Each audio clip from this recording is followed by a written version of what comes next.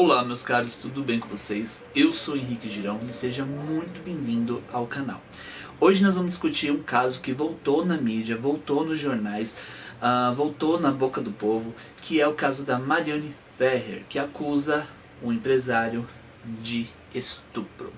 E esse caso voltou à tona justamente porque aparentemente o Ministério Público, eu não vi as alegações finais do MP, mas aparentemente o Ministério Público disse em a sua alegação final que aconteceu o estupro culposo. Modalidade essa que não existe no nosso Código Penal.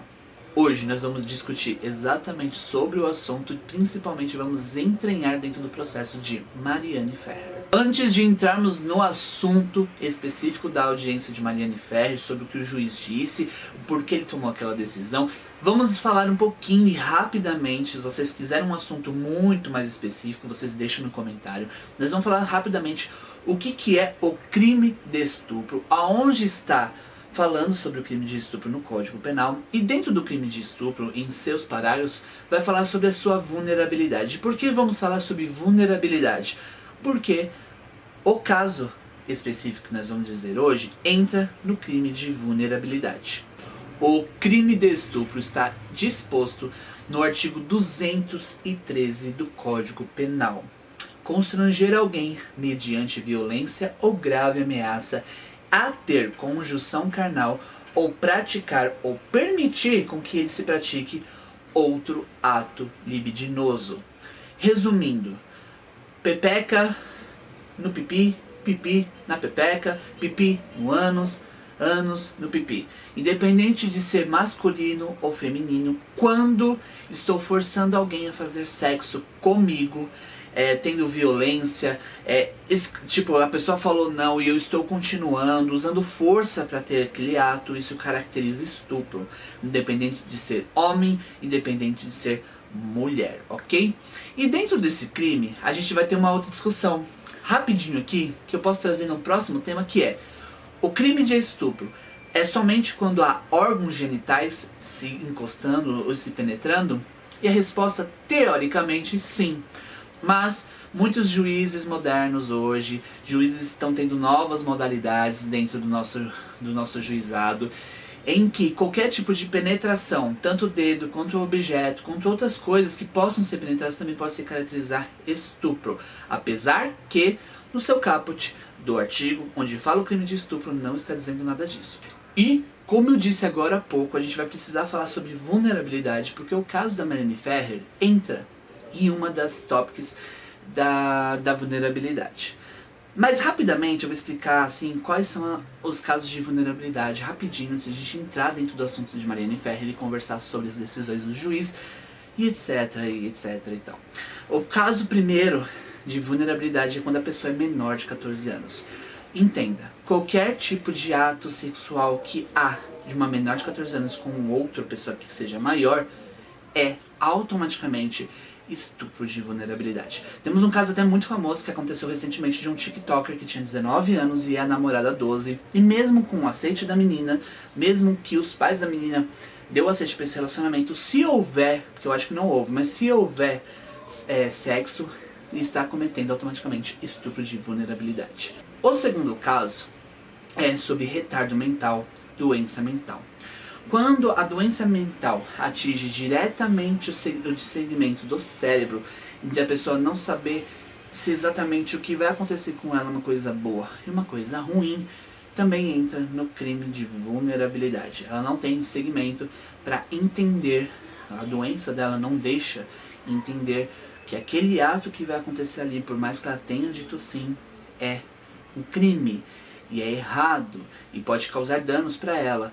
E isso também entra como um dos processos de vulnerabilidade. E o terceiro, que é o caso de Mariane Ferrer, é quando naquele momento acontece algo que você não tem como discernir por embriaguez, por DOPS, ou seja, por drogas, tanto drogas eu consumível ou drogas que outras pessoas me deram para consumir, ou seja, eu fumei maconha, fumei muita maconha, e aí eu tô louco, tô no breu ali, e acontece o ato ilegal de estupro. E mesmo se eu tivesse falado sim, aconteceria o crime de estupro de vulnerabilidade, que é o caso da Mariane Ferrer. Ela diz que foi dopada, que foi drogada. Ainda não deixou muito claro se ela que se drogou nessa festa ou se doparam ela. Pelo jeito eu entendi que doparam ela. Não, infelizmente o processo está em segredo de justiça, então a gente só tem alguns elementos de fato e verdadeiros que a gente pode estruturar aqui. E parece que ela foi dopada, levada para algum lugar e etc. E aconteceu o crime de estupro de vulnerabilidade. Então esses são os 3 casos de vulnerabilidade. Menor de 14 anos em qualquer modalidade, menor de 14 anos dizendo sim, dizendo não, qualquer forma, com maior de idade é estupro de vulnerabilidade. Pessoas que com retardo mental ou doença mental, que de alguma forma essa doença prejudica o segmento dela de pensar um pouco do que vai acontecer com ela, também se caracteriza estupro de vulnerabilidade. E a terceira modalidade, que é dopes, embriaguez, drogas em excesso, onde a pessoa fica tão drogada, tão bêbada, que ela também não tem controle do que ela está acontecendo ali ao redor dela. Então ela pode dizer sim, mesmo dizendo sim, ela pode estar dizendo sim, mas ela não está pensando porque ela está dizendo sim, porque ela não sabe o que está acontecendo. Também pode entrar com um crime de estupro de vulnerável. E é a partir deste ponto que nós vamos falar sobre o caso específico de Mariane Ferrer. Então, tudo que eu disser aqui não é a minha opinião, o que eu acho, o que eu deixo de achar. Esse vídeo é totalmente informativo no sentido para vocês entenderem o processo, entender o porquê o juiz decidiu isso, por que o juiz não decidiu isso, por que o cara já não está preso, por que o cara isso foi, né, teve a sua liberdade decretada e etc. A partir desse momento, a minha opinião não vale de nada. Nós vamos trabalhar exatamente o que está aqui no Código Penal e no Código de Processo Penal, entendeu? De uma forma muito simples para vocês entenderem o que é o caso de Mariane Ferrer, o porquê o cara não foi condenado e esse tal de homicídio não, de estupro culposo que o Ministério teoricamente tenha dito. Eu não posso afirmar porque eu não vi a finalização do MP, mas aparentemente foi ele que disse. Agora vamos da parte que as pessoas estão divulgando, estão publicando, estão falando, não só as pessoas em suas redes sociais, mas jornais, site, até setor jurídico, tá?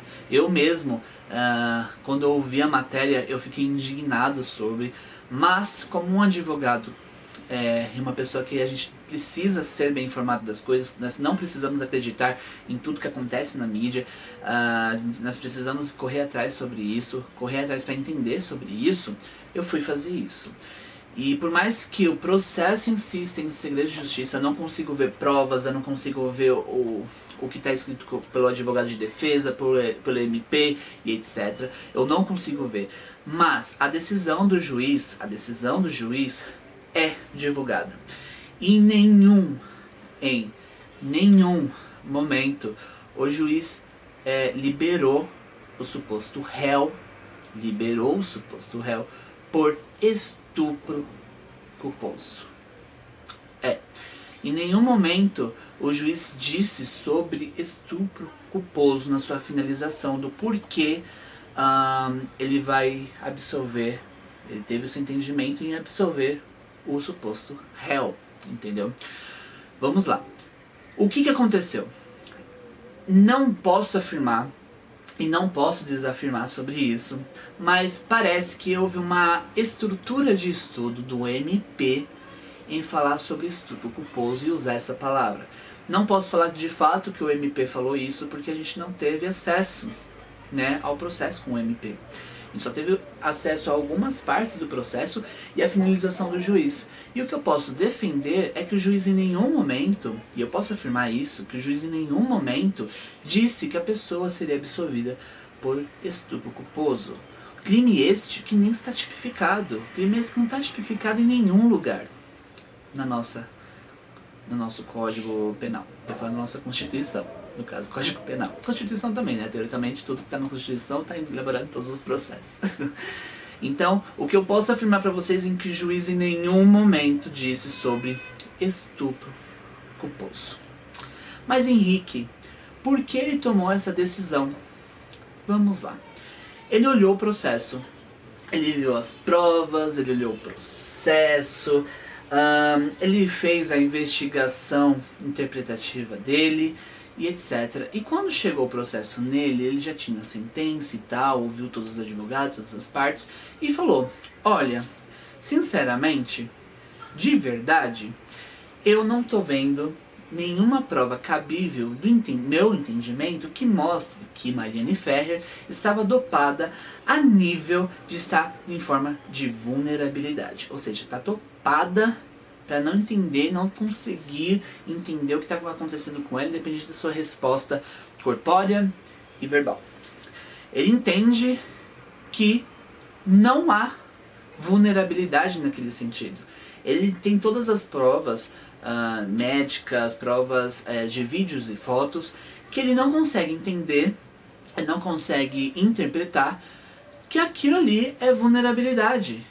E que de fato, se não há o meu entender que aquilo é um crime de vulnerabilidade, então não há um crime. Não tem como haver um crime. Porque só há crime de vulnerabilidade quando a pessoa está nos 3 tipos que eu acabei de explicar para vocês. E ele não entende que a terceira opção, que é embriaguez, drogas, né, entorpecinas, etc., ela esteja naquele caso de vulnerabilidade. Olha a diferença de quando você vê o processo e o que se passa na mídia. Em nenhum momento o juiz disse de estupro culposo. Até porque o juiz simplesmente não pode, entende uma coisa, não pode simplesmente falar: olha, vou absolver esse cara aqui porque ele fez estupro culposo. Ele fez estupro culposo. Não tem essa modalidade. Mas ele fez estupro culposo, então solta ele aí. Não. Ele só pode liberar do entendimento, o juiz só pode liberar do entendimento mental, de interpretação dele, quando ele não vê que aquilo foi cometido um crime, não é tipificado naquele crime, ou que tem prova suficiente para libertar o cara. Não foi o caso, tá? Não foi o caso de libertar o cara porque ele mostrou provas que ele não fez nada de errado. Não. O caso foi que ele disse, ele interpretou, ele entendeu que não existe prova suficiente para falar que ela está no caso da terceiro caso de vulnerabilidade. Por sinal, em nenhum momento do processo final de decisão dele, ele fala sobre a categoria culpa. Ele não fala sobre o MP, que fala sobre estupro culposo, né? Teoricamente eles falam sobre isso. No seu processo final, ele não fala nada sobre isso.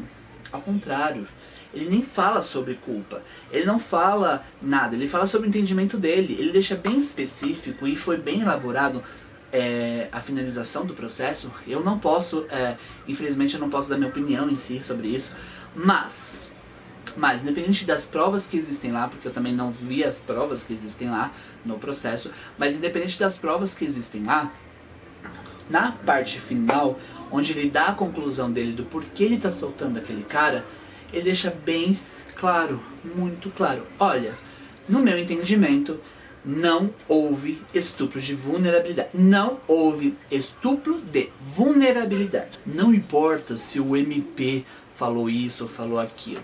Não tem como julgar uma pessoa por um crime que não existe. Estupro culposo, de fato, não existe. Então, eu como advogado, eu posso afirmar que não houve vício. Não posso dizer de todo o processo, mas eu posso dizer da decisão do juiz que foi pública. Eu posso afirmar que não houve vício, não houve erro, não houve nenhum tipo de problema judicial que poderia ferir, né, ética ou ferir a responsabilidade do juiz e etc. nesse processo, tá? Ele foi, por sinal, muito educado, representativo e discursivo no seu processo final, de entender todo aquele processo. E novamente, ele deixa bem claro que não tem nada a ver com o estupro culposo, nem colocou culpa no meio, só que ele não entendeu, com todas as modalidades, todas as provas colocadas, que aquilo, de fato, se encaixou no crime de estupro de vulnerabilidade. Vulnerabilidade, tá? Ele deixa bem claro que não falou que não considera estupro, ele fala que não considera estupro de vulnerabilidade. E agora vocês vão saber a minha opinião sobre tudo isso, e principalmente minha opinião sobre o advogado. Sobre a minha opinião sobre o juiz. A minha opinião pessoal sobre o juiz. A partir do momento, agora é a minha opinião pessoal. Não tenho o que fazer. O juiz não entendeu. Eu não vi o processo, eu não consigo ver o processo e tal, pra saber as provas que tem. Ele tá errado?